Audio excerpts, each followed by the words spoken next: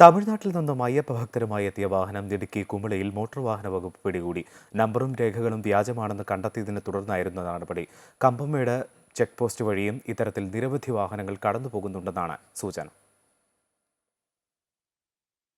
കർണാടകയിൽ നിന്ന് ട്രെയിൻ മാർഗം ചെന്നൈയിലെത്തിയ അയ്യപ്പ ഭക്തർ റെയിൽവേ സ്റ്റേഷനിൽ നിന്നാണ് വാഹനം വാടകയ്ക്കെടുത്തത്. കുമളിയിൽ മോട്ടോർ വാഹന വകുപ്പ് ചെക്ക് പോസ്റ്റിലെത്തിയ വാഹനത്തിന്റെ ഡ്രൈവറുടെ ഇടപെടലിൽ അസ്വാഭാവികത തോന്നിയ ഉദ്യോഗസ്ഥർ വാഹനത്തിന്റെ രേഖകൾ പരിശോധിക്കുകയായിരുന്നു. തമിഴ്നാട്ടിലോടുന്ന മറ്റൊരു വാഹനത്തിന്റെ രേഖകളും നമ്പരും പതിപ്പിച്ചാണ് ട്രാവലർ എത്തിയതെന്ന് പരിശോധനയിൽ കണ്ടെത്തി.